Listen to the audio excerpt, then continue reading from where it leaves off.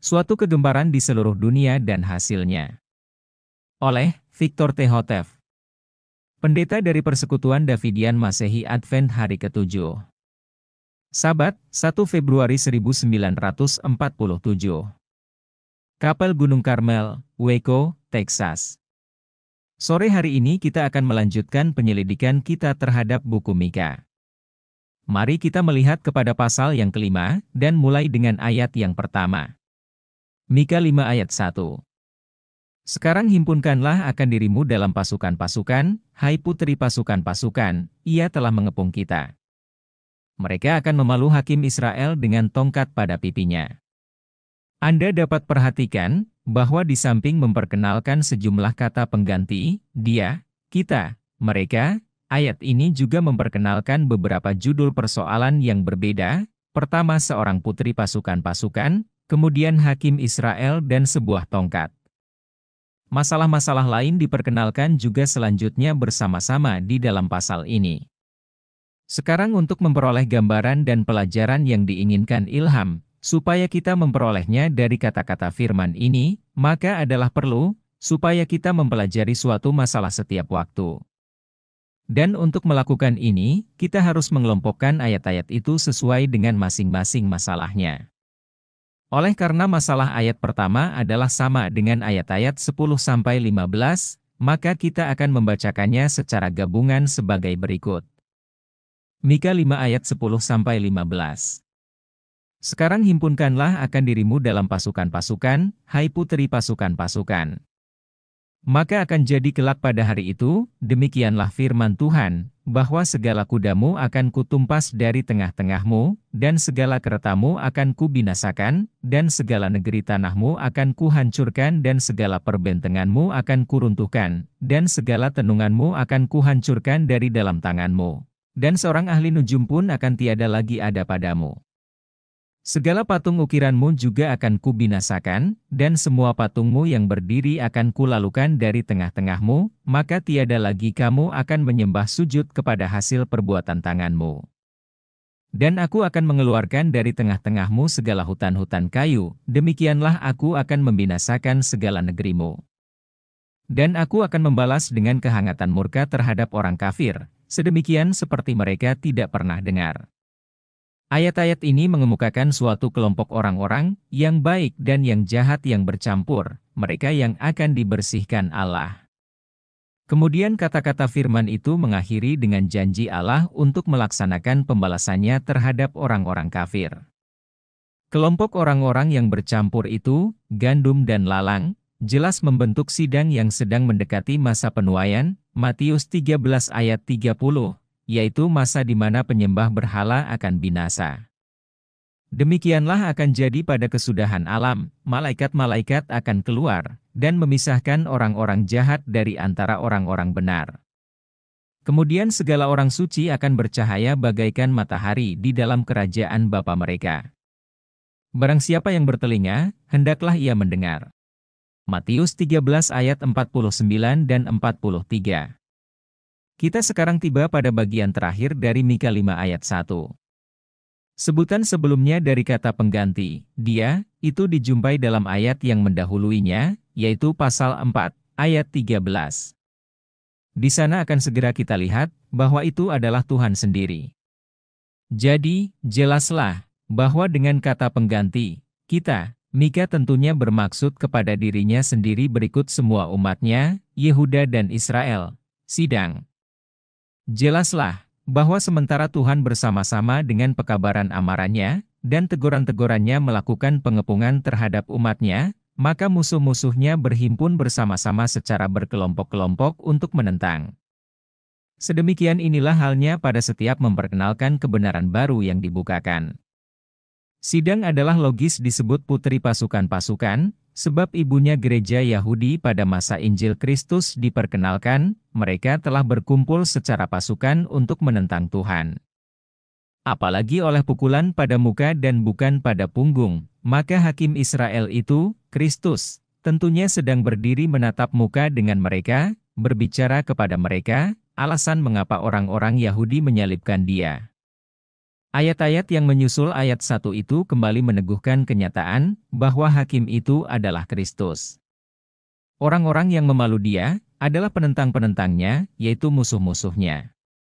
Dari hal mereka ini Ilham mengatakan, Mika 5 ayat 9, bahwa tanganmu akan ditinggikan atas segala penentangmu, dan semua musuhmu akan ditumpas.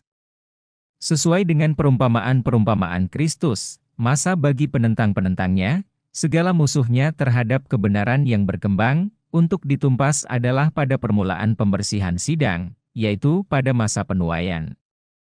Kemudian sesuai dengan nubuatan Yehezkiel, Tuhan menugaskan orang-orang yang bersenjatakan senjata-senjata yang membinasakan di dalam tangan mereka, sambil mengatakan, berjalanlah kamu di dalam negeri mengiringkan dia sambil membunuh, matamu janganlah taruh sayang dan janganlah kamu menaruh kasihan, bunuhlah akan orang tua dan orang taruna, baik anak-anak darah maupun anak-anak kecil, dan kaum wanita sampai binasa semuanya.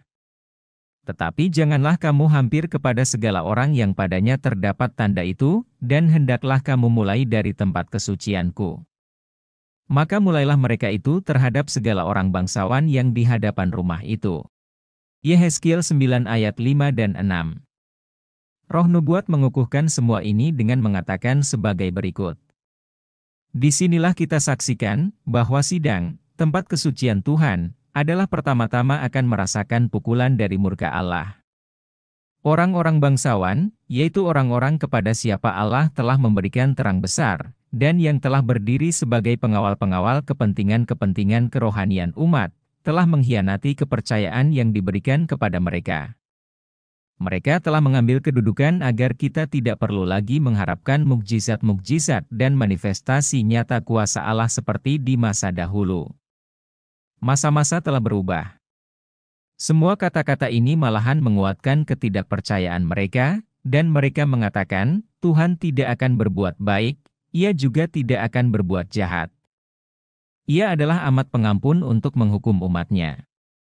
Jadi, damai dan sejahtera adalah seruan dari orang-orang yang tidak pernah lagi mengangkat suaranya bagaikan trompet untuk menunjukkan kepada umat Allah segala pelanggaran mereka dan isi rumah Yakub segala dosa mereka.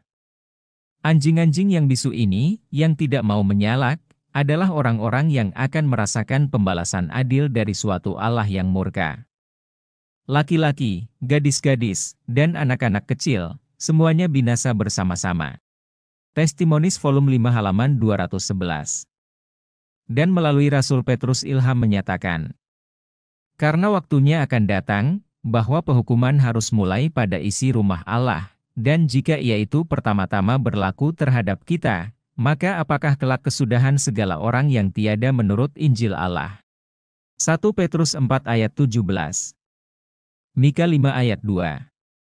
Tetapi engkau, hai Betlehem Efrata, sungguh pun kecil engkau di antara beribu-ribu negeri Yehuda, namun daripadamu kelak akan datang Dia kepadaku yang akan menjadi pemerintah di Israel, yang keluarnya telah ada semenjak purbakala, semenjak dari kekal tak terhingga. Tak dapat diragukan, bahwa ayat ini meramalkan kelahiran Kristus, Hakim Israel itu. Yang keluarnya telah ada semenjak dari tak terhingga. Mika 5 ayat 3. Oleh sebab itu akan diserahkannya mereka itu, sampai kepada masa apabila dia yang hendak beranak itu telah beranak, maka segala saudaranya yang sisa itu akan kembali kepada Bani Israel.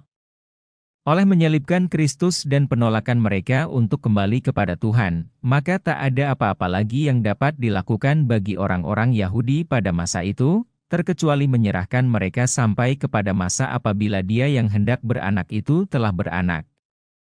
Kata pengganti, dia, menunjuk kepada Putri Sion, Mika 4 ayat 10. Ia akan melahirkan anak-anaknya sementara di padang, sementara di tanah-tanah orang kafir. Kemudian masa perantauannya akan berakhir dan ia akan dilepaskan. Pada hari itu, demikianlah firman Tuhan, aku akan menghimpunkan dia yang terkekang, dan aku akan menjadikan dia yang terkekang itu suatu yang sisa, maka Tuhan akan memerintah atas mereka itu di Gunung Sion semenjak dari itu sampai selama-lamanya. Mika 4 ayat 6 dan 7. Mika 5 ayat 4 dan 5. Maka ia akan berdiri dan memberi makan di dalam kuasa Tuhan, di dalam kebesaran nama Tuhan Allahnya, dan mereka akan tetap tinggal. Karena kini ia kelak akan menjadi besar sampai ke seluruh penjuru bumi.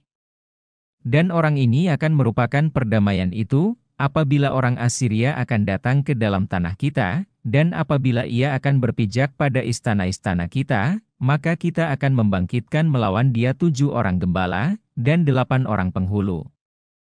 Apabila anak-anak dari Puteri Sion kembali ke Gunung Sion, maka mereka akan menetap untuk selamanya. Tidak akan pernah lagi mereka dibuang di antara segala bangsa kafir. Tidak akan pernah lagi mereka diserahkan. Demikianlah Tuhan akan membuat dirinya besar sampai kepada seluruh penjuru bumi.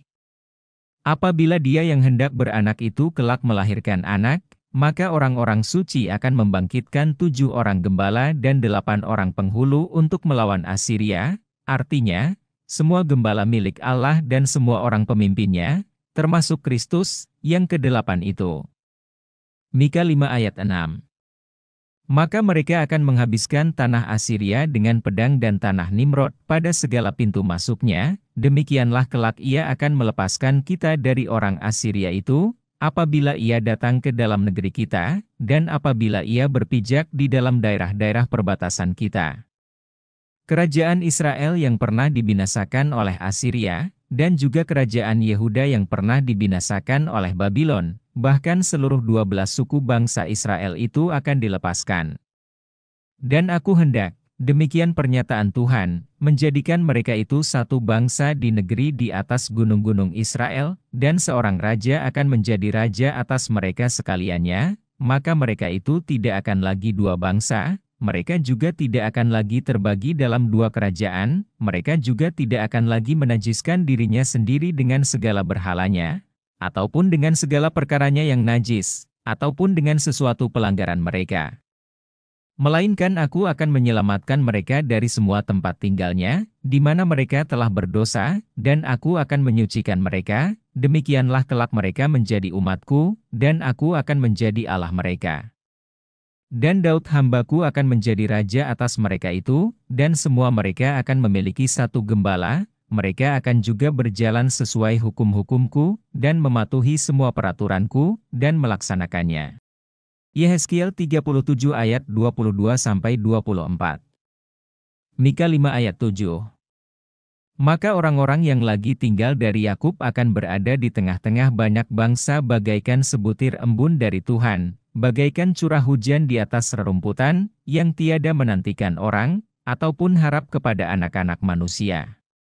Sesudah penghukuman di dalam isi rumah Allah berlaku, maka kemudian dari itu mereka yang lagi tinggal itu, yaitu orang-orang yang masih ada, akan menyelesaikan pekerjaan Injil. Mereka yang menaruh harap kepada kuasa berpikir, kesungguhan, ataupun talenta-talenta istimewa, tidak akan berdiri pada waktu itu pada barisan terdepan. Mereka tidak mengatur kemajuan langkahnya sesuai dengan terang itu. Mereka yang telah membuktikan dirinya tidak setia tidak akan dipercayakan kawanan domba kepada pengawasan mereka pada waktu itu. Dalam pekerjaan terakhir yang besar itu hanya sedikit orang-orang besar akan diikut sertakan. Mereka adalah orang-orang yang merasa kecukupan sendiri, tidak bergantung kepada Allah, maka ia tak dapat menggunakan mereka. Tuhan memiliki hamba-hamba yang setia, yang dalam masa kegoncangan dan cobaan akan muncul kelihatan. Testimonis volume 5 halaman 80. Kemudian ialah, bahwa mereka, yang lagi tinggal dari Yakub itu akan dihimpunkan ke dalam tanah air mereka, sesudah mana mereka akan diutus sebagai penginjil-penginjil ke semua bangsa kafir yang belum mendengar dari hal nama Allah dan kemuliaan namanya. Demikianlah, bahwa orang-orang yang lolos hidup dari penghukuman Tuhan itu, mereka yang lagi tinggal itu, akan kelak jadi seperti embun dari Tuhan, bagaikan curahan hujan atas rerumputan. Mereka tidak akan menunggu-nunggu kepada siapapun di dalam tugas penginjilan mereka. Mereka akan menghantarkan semua saudaranya keluar dari segala bangsa bagi suatu persembahan kepada Tuhan. Yesaya 66 ayat 15, 16 dan 20. Mika 5 ayat 8. Maka orang-orang yang lagi tinggal dari Yakub akan terdapat di antara bangsa-bangsa kafir di tengah-tengah banyak bangsa bagaikan seekor singa di antara segala binatang di hutan, bagaikan seekor singa muda di antara kawanan-kawanan domba, yang jika ia berjalan lalu, maka dipijaknya mangsanya dengan kaki, maupun dicabik-cabiknya sampai hancur, dan tak satu pun yang dapat lolos.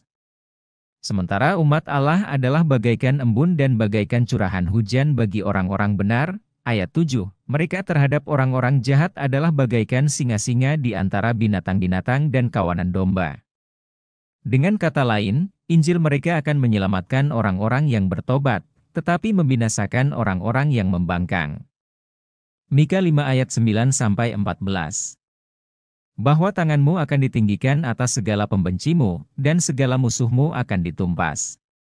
Maka akan jadi kelak pada hari itu, demikianlah firman Tuhan, bahwa segala kudamu akan ditumpas dari tengah-tengahmu, dan segala keretamu akan kubinasakan, dan segala negeri tanahmu akan kuhancurkan, dan segala perbentenganmu akan kuruntuhkan, dan segala tenungmu akan kuhancurkan dari dalam tanganmu, dan seorang ahli nujum pun akan tiada lagi ada padamu. Segala patung ukiranmu juga akan kubinasakan, dan semua patungmu yang berdiri akan kulalukan dari tengah-tengahmu, maka tiada lagi kamu akan menyembah sujud kepada hasil perbuatan tanganmu. Dan aku akan mengeluarkan dari tengah-tengahmu segala hutan kayu, demikianlah aku akan membinasakan segala negerimu. Semua ayat ini dapat mengartikan kepada hanya satu perkara, dan itu adalah, bahwa Allah hendak membersihkan keseluruhan lantainya. Ia akan memegang kipas di dalam tangannya lalu meniup keluar semua ampas serbuk. Ia hendak membinasakan semua orang berdosa yang berada di antara umatnya. Dengan menyucikan sidangnya sedemikian, maka ia akan menciptakan suatu umat yang bersih, sebuah dinas pelayanan yang bersatu dan yang penuh bersemangat. Semua pengawalmu akan mengangkat suara, demikian katanya, dengan suara bersama-sama mereka akan menyanyi, karena mereka akan sepakat, apabila Tuhan akan membawa kembali Sion. Yesaya 52 ayat 8. Mika 5 ayat 15. Dan aku akan membalas dengan kehangatan murkaku terhadap orang kafir, sedemikian seperti yang mereka itu tidak pernah dengar. Karena waktunya akan datang, bahwa penghukuman harus mulai pada isi rumah Allah, dan jika ia itu pertama-tama berlaku terhadap kita, maka apakah kelak kesudahan segala orang yang tiada menurut Injil Allah? Dan jikalau sukar orang benar memperoleh selamat, apakah kelak jadinya dengan orang fasik dan yang berdosa itu? 1 Petrus 4 ayat 17 dan 18. Supaya tidak ada bagian yang terlupakan dari pelajaran dalam penyelidikan ini, maka marilah kita mengumpulkan beberapa pokok pentingnya.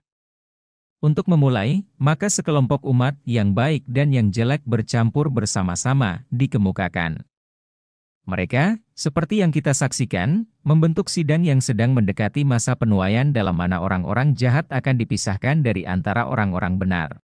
Matius 13 ayat 49.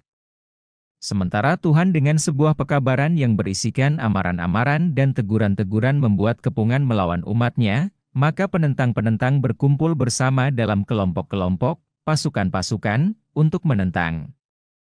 Kemudian mereka akan ditumpas.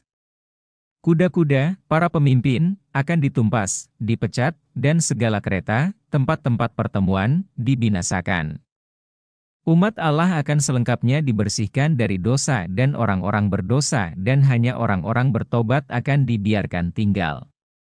Mereka adalah orang-orang yang sisa dari Yakub yang kelak tidak akan melakukan kejahatan, ataupun berbicara bohong, juga suatu lidah penipu tidak akan terdapat dalam mulut mereka, karena mereka akan makan dan berbaring, dan tak seorang pun akan menakut-nakuti mereka.